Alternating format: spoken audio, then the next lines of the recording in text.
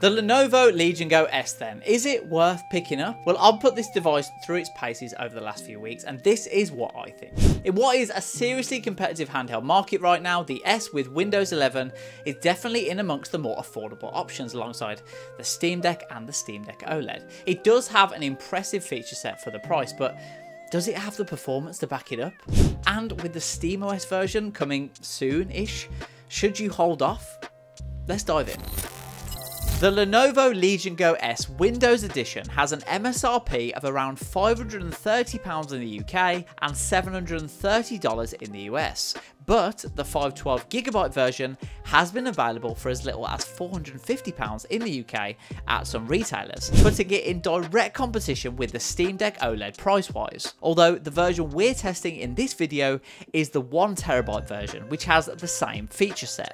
Now, for that price, the feature set is pretty impressive compared to its Valve rival, with the S boasting an AMD Ryzen Z2 Go processor, 16GB of LPDDR5X memory, and an 8-inch 1920 by 1200 screen, which is 120Hz, IPS, and VRR capable, which, although not OLED, so it's only 500 nits versus the OLED 1000, it's bigger, high resolution and high refresh rate than the Steam Deck OLED. This thing's also got a slightly bigger battery, boasting a 55.5 watt-hour battery over the OLED's 50 watt-hour. So good so far then. But what about the design of the device? Let's take a closer look at it, shall we? So on the face of it, pretty standard in terms of how handhelds look these days. You've got the RGB round the joysticks, which is really nice. These joysticks are actually Hall effect as well, which is thumbs up from me. You've also got the standard A, B, X, Y buttons on this side, which, I mean, they sound and feel like standard Xbox buttons you get on a standard Xbox controller, not a premium controller or anything, but good enough, decent, absolutely for everyday use. You've also got the D-pad, which feels okay as well, absolutely adequate, nothing wrong with that at all. Nice little sound as well that it gives you. You've also got the two buttons here on the left hand side. One is the Legion Space button that takes you to the Legion's own program, and you can customize all the settings through there if you like. And then there's another menu button on the top there. You've also got this other menu button at the top, and then there's another button here which you can change settings on the fly, so different performance modes, different fan curves, you can change the refresh rate or resolution of the display and all that kinds of stuff, but I'll go through that in more detail in the performance section of the review. You've also got the touchpad here which can control the mouse on the device. I'm not sure you can see that on the camera, but yes, you can move it around like you would on a normal mouse, but it is a lot more difficult to use this than a mouse, I must be honest. The only other thing to mention, you've got the nice big display here, which is really nice, and you've got the slots as well for the fans at the bottom as well, which is good for cooling. On the back, you've got the massive cooling fin here for the fans, and that's where you see the majority of the air come out, as well as on the top. You've got Y2 and Y1 buttons here, and then you've also got the buttons, this little pull thing or push thing, whichever way you're doing it, that can set the triggers. So if you want that like sharp trigger there for FPS games, you can do it that way, or if you want the travel, you can do that for racing games or whatever you like, so that's nice. And on the top you've got the fan, and you can just hear that's on the balanced fan curve. I'll go through that in a bit more detail a little bit later, but you've also got two USB 4 ports on the top. You've got 3.5mm jack there for audio, you got the volume buttons, and you got the power button.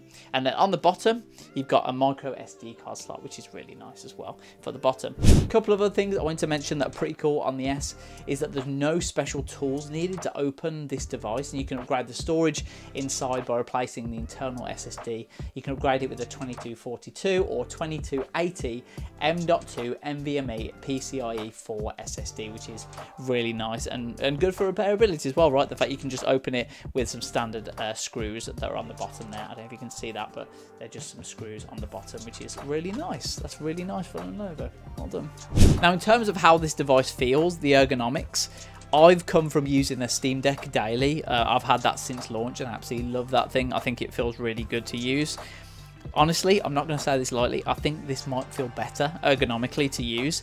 I really like the grips. It's much more controller-like, and it also helps as well that the joysticks aren't at the same level. So when you are playing games, it is more like using a controller than compared to the Steam Deck. I really like that about it.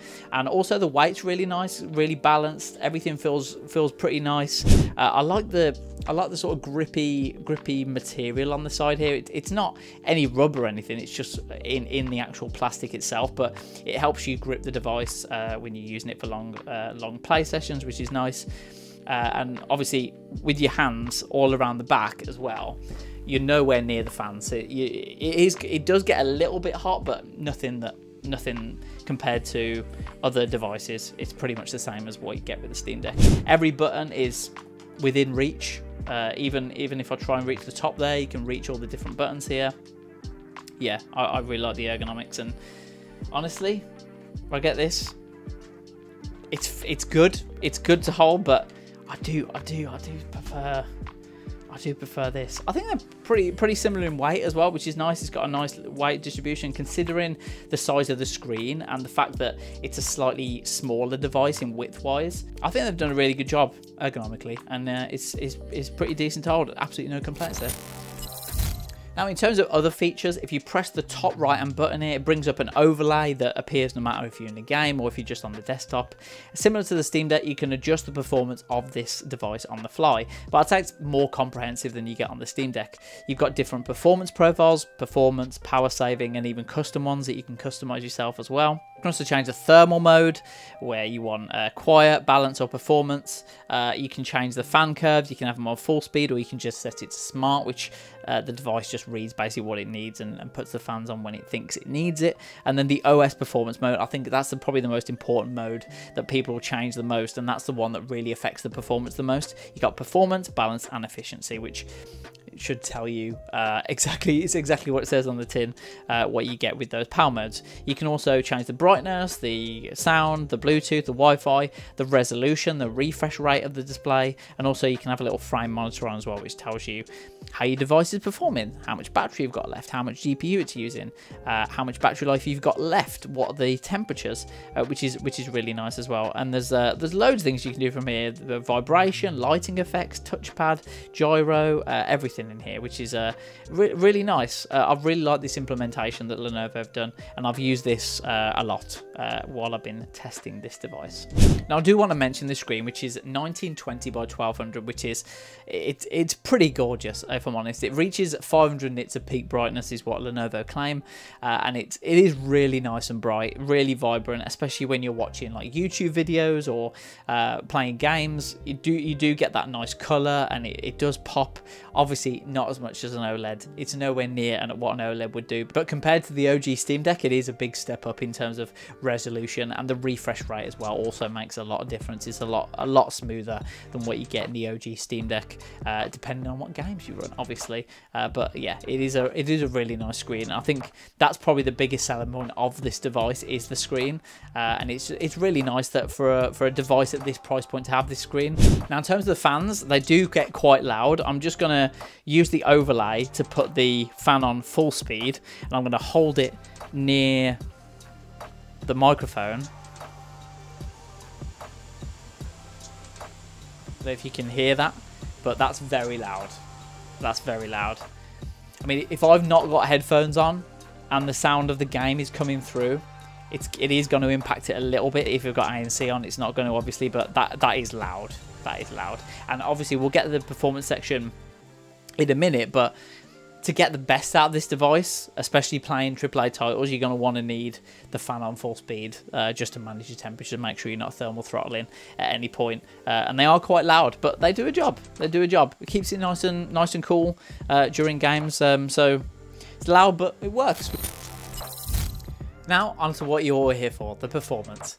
We tested the Lenovo Legion Go S in a variety of titles, both at 1280 by 800, which is the Steam Deck resolution, and its native 1920 by 1200, with the device running in performance mode and with the fan speed set to max. We also ran most of the benchmarks with little or no AI upscaling, and then separate performance runs with AI upscaling on, which I'll talk through later.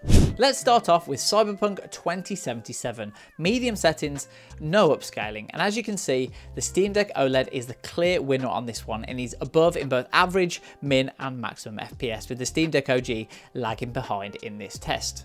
Moving on to Elder Scrolls Oblivion Remastered, again medium settings, no upscaling, and it's another win for the OLED, which outperforms the Lenovo Legion Go S once again. But what is interesting on this one is the OG is very close to the Lenovo Legion Go S in performance in this title, especially in terms of average frames and max frames. Now onto Elden Ring, it's very close between all three devices. It's a really well optimized game at medium settings with no upscaling, but the OLED wins again, higher FPS, but the Steam Deck OG also beats the Lenovo Legion Go S with both higher average, min and max frames.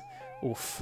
Now on to Shadow of the Tomb Raider, highest settings, no upscaling, and it's a first win for the Lenovo Legion Go S with higher average FPS than both of Valve's devices, although its minimum FPS is lower than Valve's, which means that it's probably more stable as well with the fluctuating frames in this test.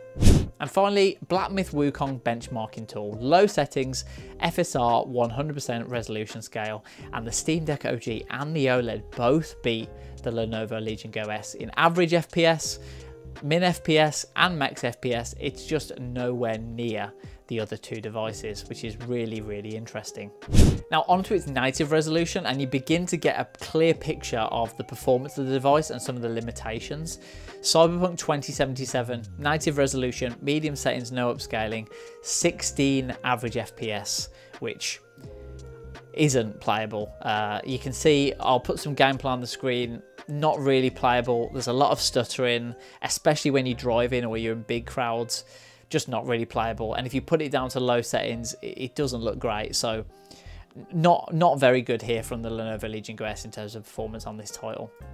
Now moving on to Elder Scrolls Oblivion Remastered, and it's the same story, medium settings, no upscaling, 10 average FPS with minimums of 8. Just not playable on this device with those settings. Next we go to Elden Ring, and actually this is a medium settings, no upscaling, really optimized game.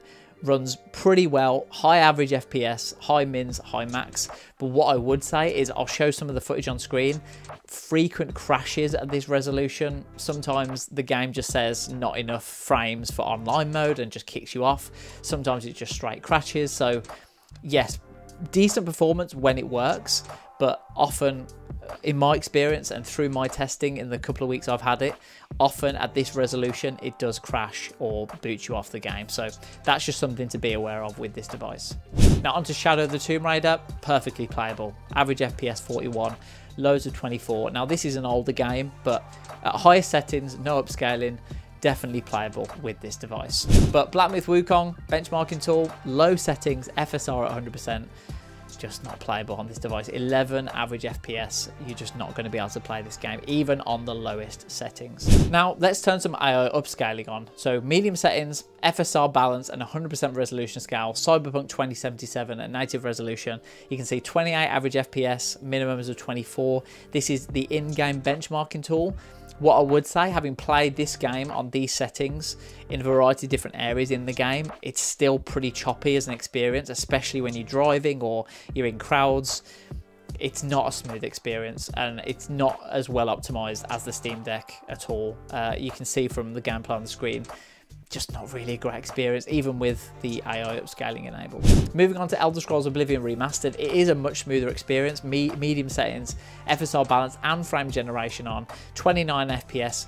In my experience playing this game with these settings, perfectly playable, definitely playable. Looks pretty good as well. Not the best, obviously you've got the FSR on the frame generation, but definitely playable, and it's pretty smooth actually. I enjoy playing it. Now onto Black Myth Wukong, the benchmarking tool.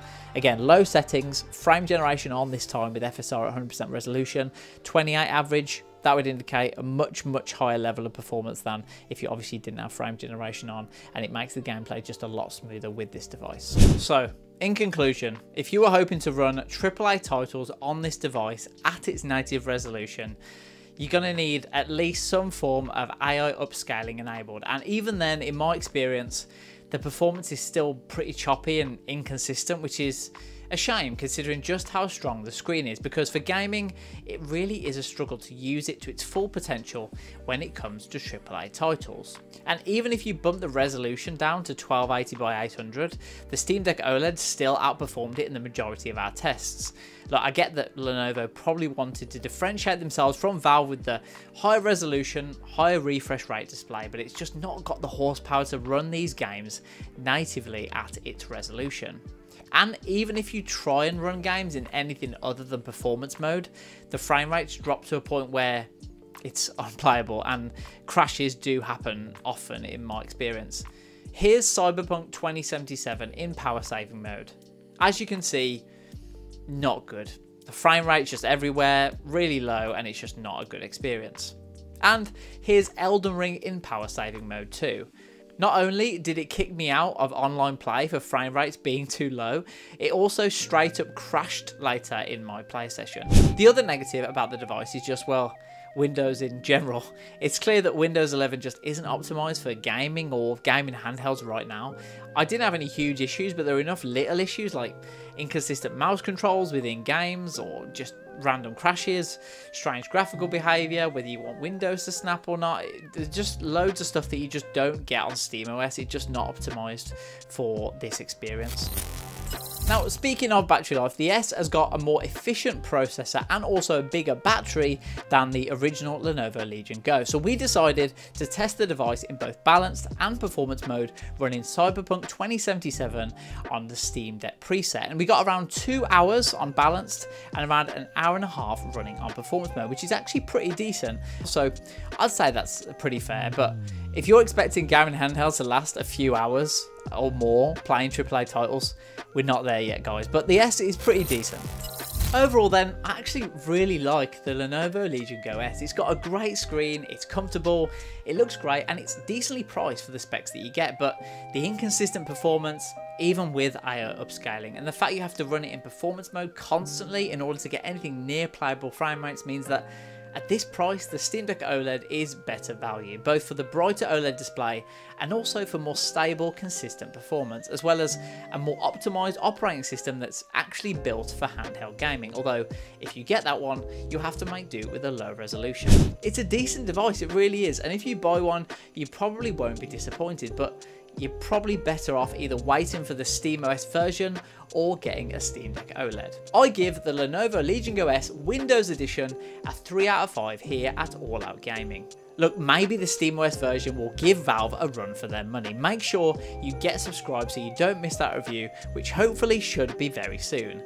And drop a like if you enjoyed the video. Let me know in the comments what you think of this device, and if you have one, let me know why I'm wrong. Feel free to ask any questions in the comments. I'll try and reply to as many as I can. That's all from me.